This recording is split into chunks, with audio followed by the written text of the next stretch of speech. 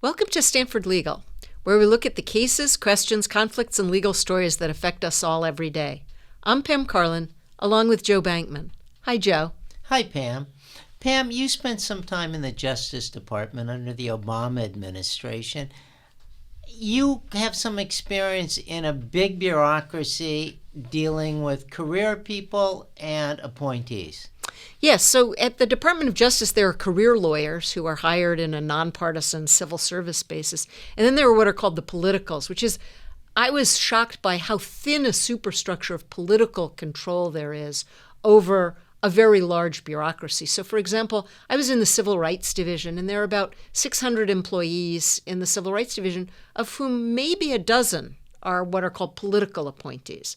And for the entire time I was there, I should have been supervised by the Assistant Attorney General in charge of the Civil Rights Division, but there wasn't an Assistant Attorney General. There was a series of what are called acting Assistant Attorneys General, because the nominee for the job, a man named Debo Adegbile, was held up in a filibuster and in confirmation hearings. And so one of the questions is, how do you have the political control by elected officials over a huge bureaucracy if you can't fill the jobs because you can't get people confirmed by the Senate, or in some cases even nominated by the president in the first place? And it's become even more of a problem, I think, in this administration, Pam. And today we're going to have the nation's expert, I'm going to say, on this problem. I know she's gulping now, but she is our colleague, Ann Joseph O'Connell, a lawyer and a political scientist whose research and teaching focuses on administrative law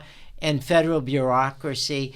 And she's recently written an article describing really a landmark study on vacancies in the bureaucracy. Welcome, Ann. Thanks for having me. It's great to have you, and I wondered if you might sort of start by just describing to our readers what we mean when we talk about there being a vacancy and how the Vacancy Act applies to that. Sure. So there are about 1,200 positions throughout the federal bureaucracy that require Senate confirmation. In other words, the president needs to nominate someone and the Senate needs to confirm them. But as you indicated, Pam, sometimes we have lags in the nomination process. The White House is slow. And sometimes we have delays by the Senate. The confirmation process can be very slow. And so when that happens, we say that those 1,200 positions or so are vacant. These Senate-confirmed positions are vacant. Now, for some subset of those positions, we have a statute called the Federal Vacancies Reform Act of 1998, which provides a way to fill those positions temporarily. And it's a complicated act. I mean, there are several different routes for filling those positions. Yes, that's right. So we've had one of these acts since the founding. The first Vacancies Act was in 1792, but the 1998 version is quite complicated, and it basically allows 3 pools of people to step up in an acting capacity. And they could be like the acting attorney general. We've had one of those. The acting secretary of defense had one of those. The acting, secretary of HHS. Of Homeland Security. We've had actings in almost all of these jobs recently. Yeah, that's right. And the Act actually doesn't distinguish between the very senior positions, what constitutional lawyers called principal offices, and inferior offices, where Congress has not chosen an alternative, so it's still appointment by the president with confirmation by the Senate. And the Act basically allows these 3 groups to step in. So the first group is that the first assistant to the vacant position can be the acting official. And indeed, the first assistant is the default. So if the secretary of a department resigns or is fired, the deputy secretary would be the default acting official. There are 2 other categories that the president himself has to choose as an alternative. One of those categories is the president can choose someone who's been Senate confirmed to some other position, whether in that agency or not. So after President Trump pushed out the Secretary of Veteran Affairs, the White House turned to the Vacancies Act and put Robert Wilkie, who had been confirmed as an assistant secretary but in the Defense Department, to be the acting VA secretary. And the last category category is the president can choose someone who's paid at least GS-15 level or higher and has been in that specific agency for at least 90 days in the year prior to the vacancy. And that's how Matthew Whitaker was chosen to be the acting attorney general after Jeff Sessions was pushed out. This is Stanford Legal, and today we're talking with our colleague, Ann Joseph O'Connell, about vacancies and the Vacancy Act in the federal government. Joe? It sounds complicated to me, Ann, and I bet it sounds complicated to our audience. How often does this apply? Is this, you've mentioned a little bit, is this a rare thing? Is this the common occurrence? It's quite common. An earlier study I did, which went through President George W. Bush's administration, looked at these Senate-confirmed positions at all the different levels, from like assistant secretaries to the head of the agency. And it found that basically between 20 and 25% of the time, these positions are not filled by someone who is confirmed by the Senate. And much of that time, there's an acting official. Now, these acting officials have time limits. So sometimes you don't have a confirmed official. You might have an acting official for a certain amount of time under the Vacancies Act. And then you have no one, technically, and in that situation, then agencies, quote, delegate the functions of that job sort of downward. So the functions of the agency still continue. Yeah, and is there a difference in the operation of a department or of an agency when it's got an acting person in it and when it's got a Senate-confirmed person? I mean, what's the difference in what the output of the agency looks like? I think it depends on whether you think about it formally or as a matter of practice. So formally, under the Vacancies Act, there should be no difference. The Vacancies Act allows an acting official to perform every function and duty of the vacant office. Now, informally, or as a matter of practice, acting officials often don't have the same stature as a confirmed official. This stature might matter in terms of external parties, so how that person interacts with Congress or interacts with the White House, and also internally, sort of how the acting official is viewed by the employees beneath her. And one of the reasons is there's a time limit for some of that. Can you explain that? Yeah, so the time limits could present a kind of complicated math problem in a class. So the time limits start off simple. It says, well, you get 210 days to be an acting official, except if it's the first year of an administration where you get 300 days. And you think, oh, okay, that's okay. But then once you have nominations, the time limits get extended. So you get this initial period. And then if there's a nomination that's formally submitted to the Senate, the acting official gets to stay all throughout the time that nomination is pending. Now, about a third of nominations by President Obama were not confirmed. They were mostly returned to the White House by the Senate, and we consider that a sort of nomination failure under the Vacancies Act. If that happens, the acting official gets to spend another 210 days. And then if there is a second nomination, either a second nomination of the person whose nomination was returned or a nomination of someone different, the acting official gets to stay during the pendency of that second nomination. And then if that second nomination is withdrawn or returned, the person gets a final 210 days. So you could get an acting official for about 2 years. I mean, one of the things that seems different about this administration is the president seems to like the idea of having non-Senate confirmed people in jobs. And I take it in the past, the ideal for most administrations would have been to have a Senate confirmed person in there. But for whatever reason, either they hadn't gotten around to it yet, or the person was still hung up in the Senate, or somebody was rejected and they were looking for somebody else. But is the norm that a president would like to have Senate-confirmed people in these jobs, and this administration's different? Yeah, generally, yes. And this president in particular has relied heavily on what he calls his actings, and he loves his actings. And why does he love his actings? His argument is that he has more sway over his actings. Now, I would suggest that he might have more sway over his actings, but given this informal practice, those actings might have less sway over the people beneath them. But it should be noted that previous presidents, for a variety of reasons, did rely heavily on acting officials. Now, one of the things is, as you say, there are 1,200 of these officials who have to be confirmed by the Senate. And there's another layer of people beneath them. I was in the layer beneath that, where the president just makes an appointment and you get a commission and you keep it on, the president's sufferance. So it's not like civil service. He could have fired me if he had any idea who I was. He could have fired me, but he didn't because he said he liked me. Do we have too many positions that require confirmation so that we would be better off if the president just appointed the person to fill the job of assistant attorney general for this or, deputy general counsel for that? Yeah, so there have been sort of commission after commission, like the Volcker commissions in particular, and scholar after scholar who have called for a reduction in Senate-confirmed positions. And we actually got some reduction. In 2012, there was a bipartisan piece of legislation, the Presidential Appointee Streamlining Act, which cut Senate confirmation from about 160 positions. But this sort of legislation is hard to get through because the Senate is giving up power by saying the confirmation process doesn't apply. I make the argument in a forthcoming piece in the Columbia Law Review that actings may in practice achieve what has not been achieved through legislation, that sort of through the acting process and through the Vacancies Act, we essentially have cut out the confirmation process for many positions.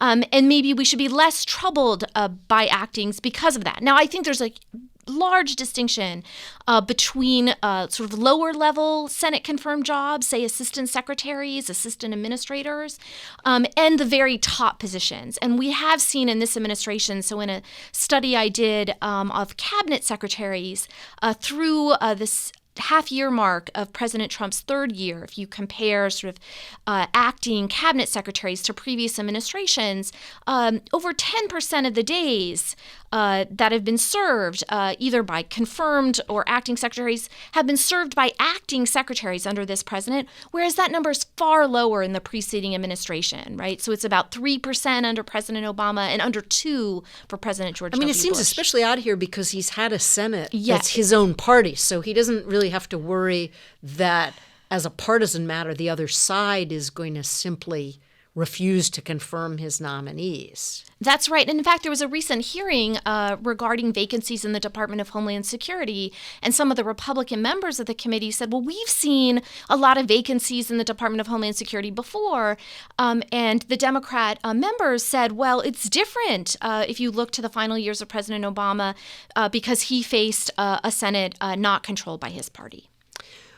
This is Stanford Legal, and today we're talking with our colleague Ann Joseph O'Connell about vacancies in top positions in the federal government and the Vacancies Reform Act and acting officials. Joe? And I want to follow up on a question Pam raised, or at least was implicit in I think what she said is, what's the explanation? Our president has his own party to presumably approve of people.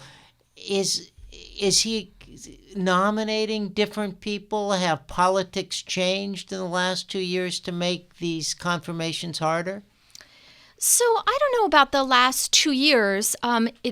I do think, in fact, confirmations have been made easier since November 2013. So the Senate then changed its rules so you didn't need 60 votes to proceed with a nomination for vote on the nomination. This gets talked about a lot in terms of the courts, but it also applies to agencies. So in a way, it's been made easier in terms of the formal rules. Now, what was interesting is that the year after that change, President Obama still had a Senate controlled by the Democrats, and it actually took longer for President Obama's agency nominees to get confirmed. So you think, wait, the rules made it easier, but it's taking longer. And what happened is the minority found ways of delaying the process, sort of submitting more written questions would be one example, not allowing a unanimous consent or a voice vote, sort of going to a recorded vote, which kind of brought in all these other kind of procedural requirements. And so what the Republicans did in 2014, the Democrats did in 2017 and delayed some of this. Now, what's interesting on the cabinet secretaries with President Trump is that right, he puts in Matthew Whitaker as acting attorney general, but his formal nominee, right, he doesn't want to stick with Matthew Whitaker, right? He doesn't nominate Matthew Whitaker. He nominates William Barr, who does get confirmed by the Republican Senate. The White House does seem slow, though, to process nominations. Now, there's a lot of ethics paperwork and the like. So one thing that I've kind of noticed in the area I work in, which is election laws, when you're talking about inside of the agencies of the executive branch, you can have acting officials. But then we have this whole group of agencies, independent agencies, and some of those agencies literally can't do anything with acting officials. Right. So the Federal Election Commission lost its quorum at the end of August. And so there's much the FEC can't do. The Merit System Protection Board still doesn't have a quorum. And the Merit System Protection Board, I think we should probably say for our listeners, is where government employees go when they claim they've been treated unfairly on the job. Right. And then for a while, the Export-Import Bank, which provides loans to companies, didn't have a quorum. The Postal Service, which is also not covered by the Vacancies Act and is my favorite agency, lacked a quorum. Why is it your favorite agency? Oh, for many reasons. Because they bring you things in the mail. They do, and I wrote my grandmother for decades. So, and then there's the Consumer Protection, the new Consumer Protection Agency, where the Congress wrote into the law, basically, they couldn't do anything without a confirmed head. You mean the Consumer Financial Protection Bureau? Yeah. So that actually presents some controversy with regard to the Vacancies Act. So does the Vacancies Act apply? Like, can you have an acting director? Right. So Dodd-Frank said the deputy director shall be the acting director. So when Richard Cordray left, he names Leandra English to be the deputy director. She claims she's now the acting director in November of 2017. And the White House says, no, the Vacancies Act, despite the language of Dodd-Frank, still applies.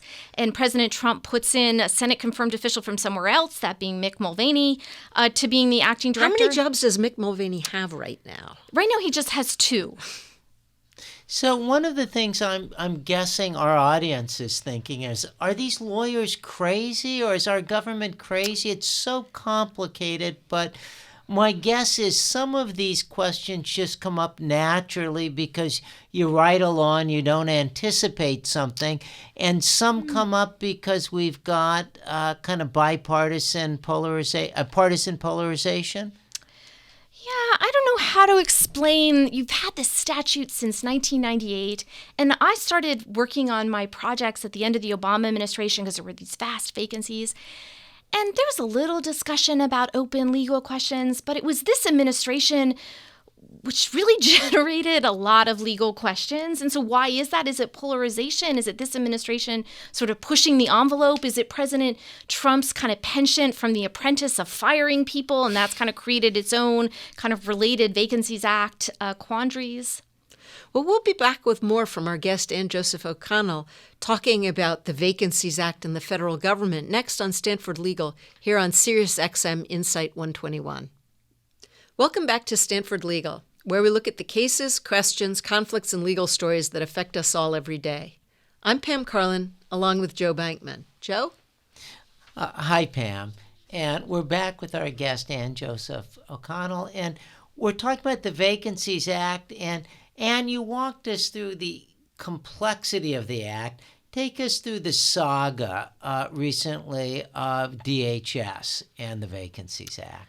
Yeah, so this past spring, the president decided he wanted to shake up his personnel in the Department of Homeland Security, mainly because of his policy priorities regarding immigration. So he pushes out Kirstjen Nielsen, who was the confirmed secretary of the Department of Homeland Security.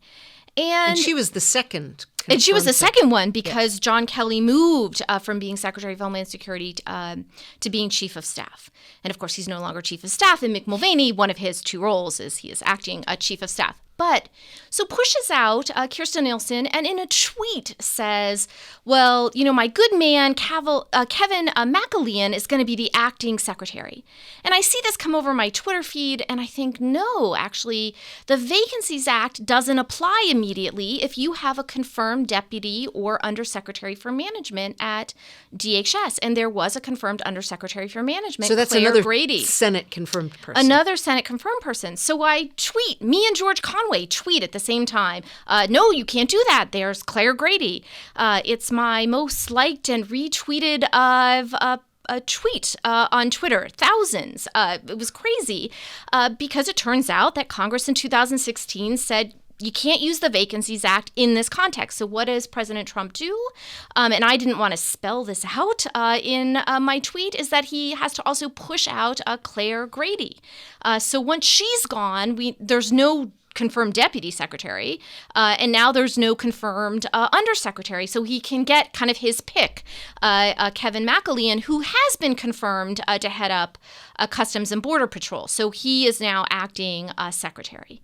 But then we get another kind of twist in it, is President Trump decides he wants to push out the confirmed director of U.S. Citizenship and Immigration Services. And he wants to put in Ken Cuccinelli to head up USCIS. And that had some complexities as well. Ken Cuccinelli, it's probably worth us saying for our listeners, is the person who claims that he was asked about the famous Statue of Liberty and the poem about give us the wretched refuse of your tired shores yearning to be breathe free. And he said, only the ones who are yearning to breathe free who are not going to be any drain on the public fisc. Yeah, a warm man. And President Trump was talking about him for various Senate confirmed positions, and Republicans were warning the president, it's not so clear that Ken Cuccinelli would get through your own Senate. And so the kind of latest twist is that under the Vacancies Act for U.S. Citizenship and Immigration Services, that head is covered by the Vacancies Act. It would be the first assistant as the default. And that would be the deputy director. And there is a deputy director of U.S. Citizenship and Immigration Services. And is that person a confirmed person also? No. Okay, so that's just a regular appointment. That's right.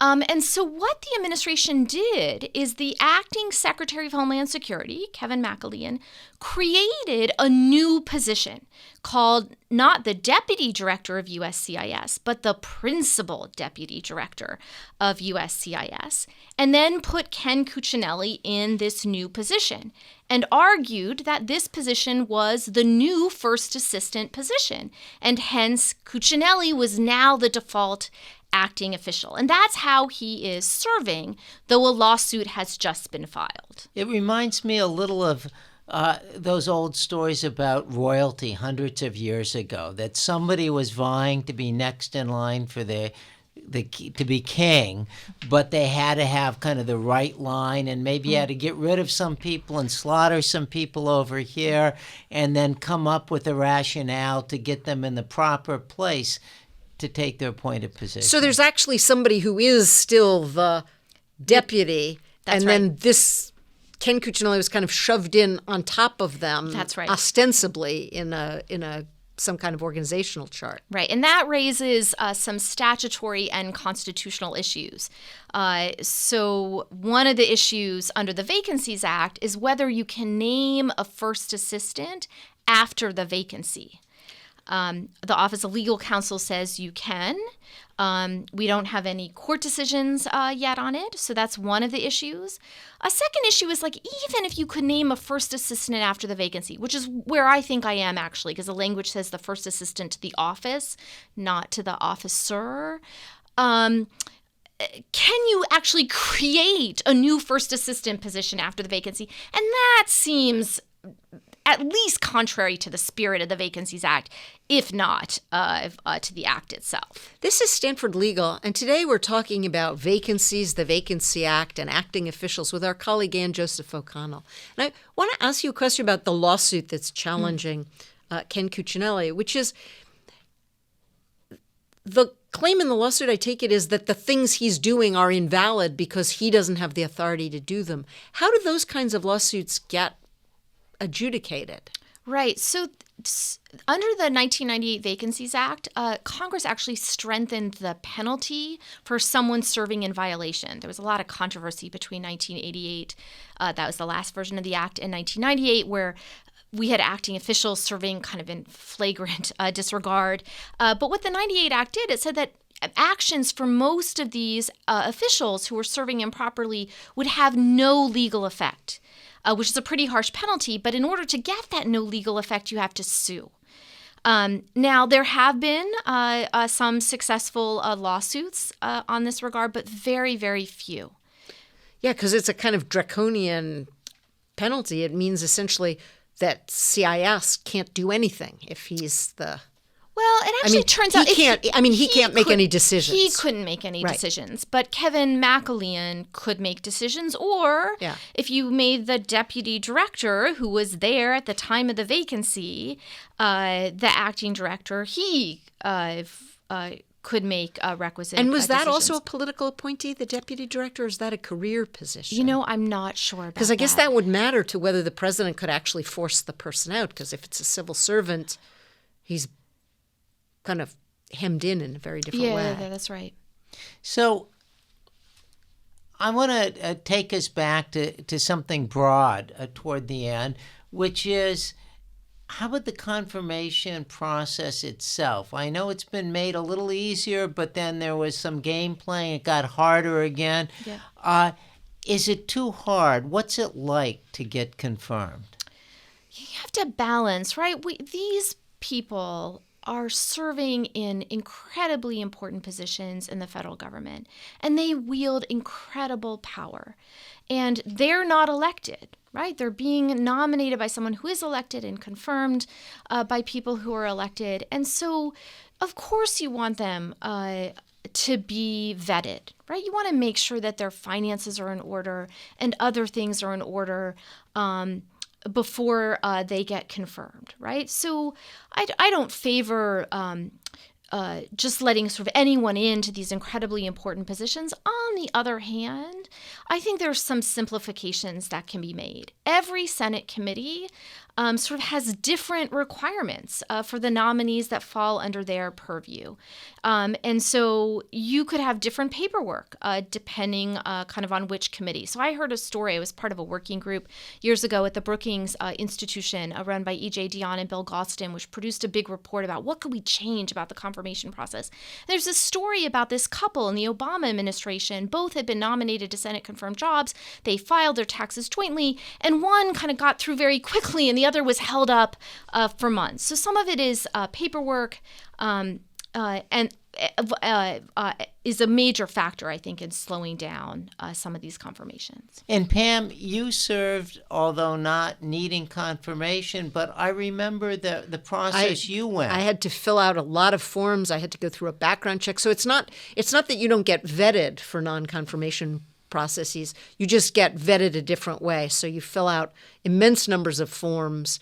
The FBI does a background check. They came, asked colleagues at the law school, and one of them said, "Does she have any children?" And Bob Weisler said no, and he said, "Oh yeah, she's the one with the cats." So they knew a fair amount about me.